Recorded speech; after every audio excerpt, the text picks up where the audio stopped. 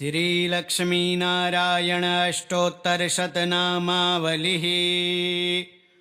ॐ लक्ष्म्यै नमः। ॐ नारायणाय नमः। ॐ श्रियै नमः। ॐ विष्णवे नमः। ॐ कमलायै नमः।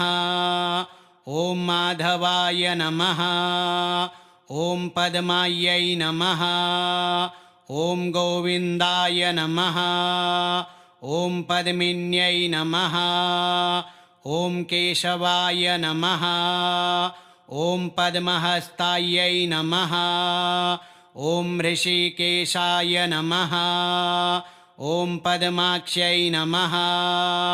ॐ जनार्दनाय नमः। ॐ पद्ममालिन्यै नमः। ॐ दामोदराय नमः। ॐ पद्ममुख्यै नमः। ॐ अच्युताय नमः। ॐ पद्मवासिन्यै नमः। ॐ अनन्ताय नमः। ॐ हरिप्रियायै नमः। ॐ पुरुषोत्तमाय नमः। ॐ विष्णुप्रियायै नमः। ॐ जगन्नाथाय नमः। ॐ माधवप्रियायै नमः। ॐ श्रीधराय नमः। ॐ श्रीकरायै नमः। ॐ श्रीपतये नमः। ॐ शुभायै नमः। ॐ श्रीनिवासाय नमः। ॐ मङ्गलायै नमः। ॐ त्रिविक्रमाय नमः। ॐ सौभाग्यायै नमः। ॐ वामनाय नमः। ॐ समृद्ध्यै नमः। ॐ नारसिंहाय नमः। ॐ सिद्ध्यै नमः। ॐ वराहाय नमः। ॐ ऋद्ध्यै नमः। ॐ हयग्रीवाय नमः। ॐ पुष्ट्यै नमः। ॐ शेषशायिने नमः। ॐ तुष्ट्यै नमः। ॐ चक्रधराय नमः। ॐ शान्त्यै नमः। ॐ गदाधराय नमः। ॐ कान्तिमत्यै नमः। ॐ शङ्खधराय नमः। ॐ करुणायै नमः। ॐ पद्मनाभाय नमः। ॐ दयायै नमः। ॐ वासुदेवाय नमः। ॐ कृपायै नमः। ॐ सङ्कर्षणाय नमः। ॐ प्रसन्नायै नमः। ॐ प्रद्युम्नाय नमः। ॐ आनन्दायै नमः। ॐ अनिरुद्धाय नमः। ॐ सुखदायै नमः। ॐ मधोक्षजाय नमः। ॐ भद्रायै नमः। ॐ वैकुण्ठनाथाय नमः। ॐ सुन्दर्यै नमः। ॐ विश्वम्भराय नमः। ॐ रूपिण्यै नमः। ॐ धर्मपालाय नमः। ॐ तेजस्विन्यै नमः। ॐ सत्यसङ्कल्पाय नमः। ॐ दीप्त्यै नमः। ॐ लोकनाथाय नमः। ॐ ज्योतिष्मत्यै नमः। ॐ भक्तवत्सलाय नमः। ॐ हेमवत्यै नमः। ॐ करुणासिन्धवे नमः। ॐ सुवर्णायै नमः। ॐ योगेश्वराय नमः। ॐ हिरण्यमय्यै नमः। ॐ योगीश्वराय नमः। ॐ रत्नप्रियायै नमः। ॐ शाश्वताय नमः। ॐ रत्नमालायै नमः। ॐ परब्रह्मणे नमः। ॐ रत्नगर्भायै नमः। ॐ वेदात्मने नमः। ॐ कमलालयायै नमः ॐ वेदवेद्याय नमः ॐ कमलिन्यै नमः ॐ वेदगर्भाय नमः ॐ जलजायै नमः ॐ सर्वेश्वराय नमः ॐ समुद्रतनयायै नमः ॐ हरये नमः ॐ इन्दिरायै नमः ॐ जगत्पतये नमः ॐ लोकमात्रे नमः ॐ लक्ष्मीवल्लभाय नमः ॐ लोकप्रियायै नमः ॐ आनन्दमूर्तये नमः ॐ सर्वमङ्गलायै नमः ॐ मोक्षप्रदाय नमः ॐ सर्वसिद्धिदायै नमः ॐ सत्याय नमः ॐ श्रीदेव्यै नमः ॐ आदिदेवाय नमः ॐ धर्मपतये नमः ॐ सौम्यायै नमः ॐ मङ्गलप्रदाय नमः ॐ श्रीनिवासपतये नमः ॐ लक्ष्म्यै नमः ॐ नारायणाय नमः ॐ श्रियै नमः ॐ विष्णवे नमः ॐ कमलायै नमः ॐ माधवाय नमः ॐ पद्मायै नमः ॐ गोविन्दाय नमः ॐ पद्मिन्यै नमः ॐ केशवाय नमः ॐ पद्महस्तायै नमः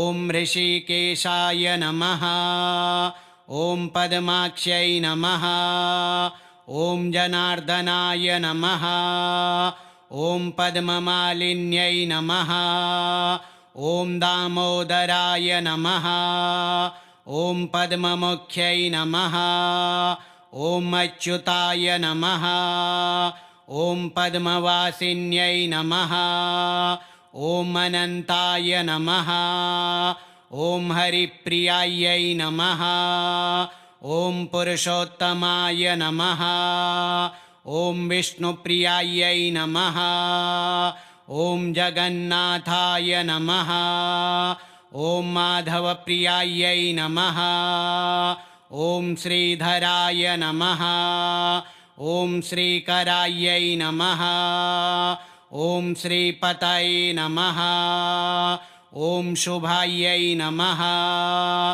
ॐ श्रीनिवासाय नमः ॐ मङ्गलायै नमः ॐ त्रिविक्रमाय नमः ॐ सौभाग्यायै नमः ॐ वामनाय नमः ॐ समृद्ध्यै नमः ॐ नारसिंहाय नमः ॐ सिद्ध्यै नमः ॐ वराहाय नमः ॐ ऋद्ध्यै नमः ॐ हयग्रीवाय नमः ॐ पुष्ट्यै नमः ॐ शेषशायिने नमः ॐ तुष्ट्यै नमः ॐ चक्रधराय नमः ॐ शान्त्यै नमः ॐ गदाधराय नमः ॐ कान्तिमत्यै नमः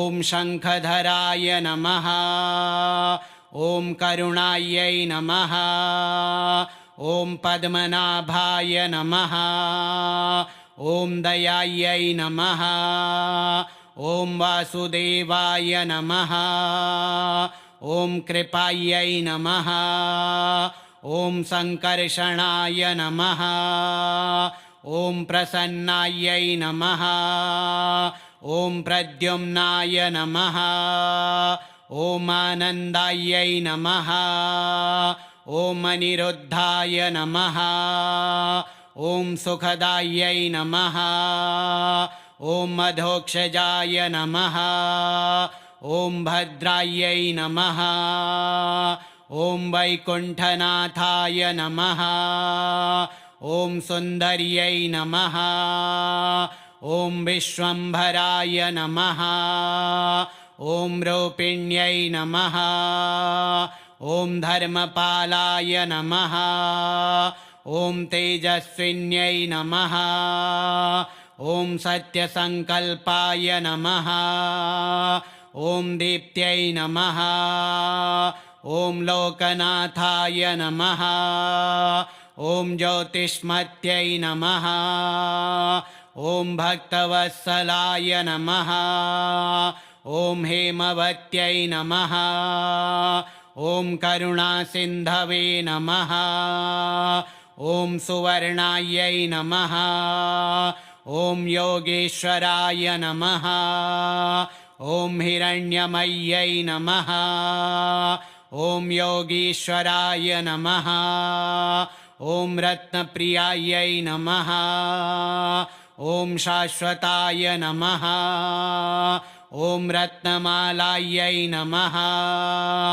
ॐ परब्रह्मणे नमः ॐ रत्नगर्भायै नमः ॐ वेदात्मने नमः ॐ कमलालयायै नमः ॐ वेदवेद्याय नमः ॐ कमलिन्यै नमः ॐ वेदगर्भाय नमः ॐ जलजायै नमः ॐ सर्वेश्वराय नमः ॐ समुद्रतनयायै नमः ॐ हरये नमः ॐ इन्दिरायै नमः ॐ जगत्पतये नमः ॐ लोकमात्रे नमः ॐ लक्ष्मीवल्लभाय नमः ॐ लोकप्रियायै नमः ॐ आनन्दमूर्तये नमः ॐ सर्वमङ्गलायै नमः ॐ मोक्षप्रदाय नमः ॐ सर्वसिद्धिदायै नमः ॐ सत्याय नमः ॐ श्रीदेव्यै नमः ॐ आदिदेवाय नमः ॐ धर्मपतये नमः ॐ सौम्यायै नमः ॐ मङ्गलप्रदाय नमः ॐ श्रीनिवासपतये नमः ॐ लक्ष्म्यै नमः ॐ नारायणाय नमः ॐ श्रियै नमः ॐ विष्णवे नमः ॐ कमलायै नमः ॐ माधवाय नमः ॐ पद्मायै नमः ॐ गोविन्दाय नमः ॐ पद्मिन्यै नमः ॐ केशवाय नमः ॐ पद्महस्तायै नमः ॐ ऋषिकेशाय नमः ॐ पद्माक्ष्यै नमः ॐ जनार्दनाय नमः ॐ पद्ममालिन्यै नमः ॐ दामोदराय नमः ॐ पद्ममुख्यै नमः ॐ अच्युताय नमः ॐ पद्मवासिन्यै नमः ॐ अनन्ताय नमः ॐ हरिप्रियायै नमः ॐ पुरुषोत्तमाय नमः ॐ विष्णुप्रियायै नमः ॐ जगन्नाथाय नमः ॐ माधवप्रियायै नमः ॐ श्रीधराय नमः ॐ श्रीकरायै नमः ॐ श्रीपतये नमः ॐ शुभायै नमः ॐ श्रीनिवासाय नमः ॐ मङ्गलायै नमः ॐ त्रिविक्रमाय नमः ॐ सौभाग्यायै नमः ॐ वामनाय नमः ॐ समृद्ध्यै नमः ॐ नारसिंहाय नमः ॐ सिद्ध्यै नमः ॐ वराहाय नमः ॐ ऋद्ध्यै नमः ॐ हयग्रीवाय नमः ॐ पुष्ट्यै नमः ॐ शेषशायिने नमः ॐ तुष्ट्यै नमः ॐ चक्रधराय नमः ॐ शान्त्यै नमः ॐ गदाधराय नमः ॐ कान्तिमत्यै नमः ॐ शङ्खधराय नमः ॐ करुणायै नमः ॐ पद्मनाभाय नमः ॐ दयायै नमः ॐ वासुदेवाय नमः ॐ कृपायै नमः ॐ सङ्कर्षणाय नमः ॐ प्रसन्नायै नमः ॐ प्रद्युम्नाय नमः ॐ आनन्दायै नमः ॐ अनिरुद्धाय नमः ॐ सुखदायै नमः ॐ मधोक्षजाय नमः ॐ भद्रायै नमः ॐ वैकुण्ठनाथाय नमः ॐ सुन्दर्यै नमः ॐ विश्वम्भराय नमः ॐ रूपिण्यै नमः ॐ धर्मपालाय नमः ॐ तेजस्विन्यै नमः ॐ सत्यसङ्कल्पाय नमः ॐ दीप्त्यै नमः ॐ लोकनाथाय नमः ॐ ज्योतिष्मत्यै नमः ॐ भक्तवत्सलाय नमः ॐ हेमवत्यै नमः ॐ करुणासिन्धवे नमः ॐ सुवर्णायै नमः ॐ योगेश्वराय नमः ॐ हिरण्यमय्यै नमः ॐ योगीश्वराय नमः ॐ रत्नप्रियायै नमः ॐ शाश्वताय नमः ॐ रत्नमालायै नमः ॐ परब्रह्मणे नमः ॐ रत्नगर्भायै नमः ॐ वेदात्मने नमः ॐ कमलालयायै नमः ॐ वेदवेद्याय नमः ॐ कमलिन्यै नमः ॐ वेदगर्भाय नमः ॐ जलजायै नमः ॐ सर्वेश्वराय नमः ॐ समुद्रतनयायै नमः ॐ हरये नमः ॐ इन्दिरायै नमः ॐ जगत्पतये नमः ॐ लोकमात्रे नमः ॐ लक्ष्मीवल्लभाय